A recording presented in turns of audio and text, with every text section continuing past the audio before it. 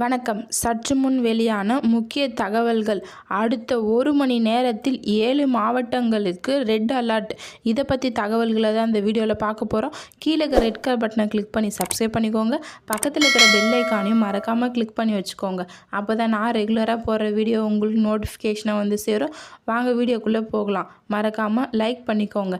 சென்னை தமிழகத்தில் கடந்த 4 நாட்களாக மேற்கு தொடர்ச்சி மலைப்பகுதியை ஒட்டி மாவட்டங்களில் மழை பெய்து வருகிறது. இந்த நிலையில் இன்று காலையிலே மழை கொட்ட ஆரம்பித்துள்ளது. குறிப்பாக நீலகிரி மாவட்டத்தில் அவலாஞ்சி பகுதியில் காலையில் இருந்து மழை பெய்து வருகிறது. அதேபோன்று நெல்லை, தென்காசி மாவட்டத்திற்கும் பரவலாக மழை கொட்டி தீர்த்துள்ளது. இந்த நிலையில்தான் இன்று காலை 10 மணி வரை 7 மாவட்டங்களுக்கு மழை பெய்ய வாய்ப்புள்ளது.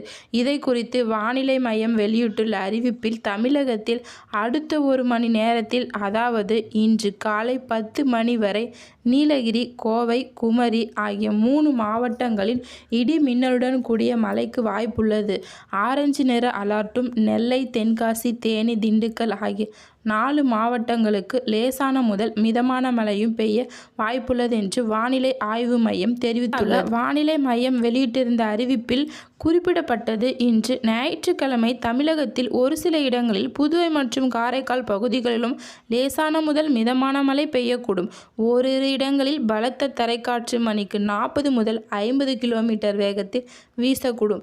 குறிப்பாக இன்று நீலகிரி மாவட்டத்தில் ஓரிரு இடங்களில் கன முதல் அதி கனமழையும், கோயம்புத்தூர் மற்றும் திருநெல்வேலி மாவட்ட மலைப்பகுதிகளில், தேனி, தென்காசி மற்றும் கன்னியாகுமரி மாவட்டங்களில் ஓரிரு இடங்களில் கன முதல் மிக கனமழையும், ஈரோடு, சேலம், தர்மபுரி, திருப்பூர், திண்டுக்கல், மதுரை மற்றும் விருதுநகர் மாவட்டங்களில் ஓரிரு இடங்களில் கனமழை பெய்ய வாய்ப்புள்ளது.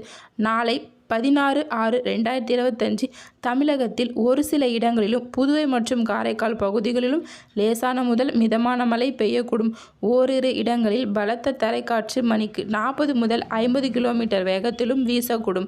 கோயம்புத்தூர் மற்றும் திருநெல்வேலி மாவட்டங்களில் மலைப்பகுதிகள், நீலகிரி, தேனி, தென்காசி மற்றும் கன்னியாகுமரி மாவட்டங்களிலும் ஓரிரு இடங்களில் கன முதல் மிக கனமழையும், தர்மபுரி, ஈரோடு, திருப்பூர், சேலம், நாமக்கல், கரூர், திண்டுக்கல், மதுரை மற்றும் விருதுநகர் மாவட்டங்களில் ஓரிரு இடங்களில் கனமழைக்கு வாய்ப்புள்ளது. 17ஆம் தேதி தமிழகத்தில் ஒரு சில இடங்களிலும் புதுவை மற்றும் காரைக்கால் பகுதிகளிலும் லேசான முதல் மிதமான மழையும் பெய்யக்கூடும். மணிக்கு 30 முதல் 60 கிலோமீட்டர் வேகத்திலும் வீசக்கூடும். இடங்களில் கன முதல் மிக கனமழையும், கோயம்புத்தூர் மாவட்ட மலைப்பகுதிகளில், திருப்பூர், திண்டுக்கல், தேனி மற்றும் தென்காசி மாவட்டங்களில் ஓரிரு இடங்களில் கனமழை பெய்ய 18ஆம் தேதி தமிழகத்தில் ஓரிரு இடங்களிலும் புதுவை மற்றும் காரைக்கால் பகுதிகளிலும் லேசான முதல் மிதமான மழை பெய்யக்கூடும்.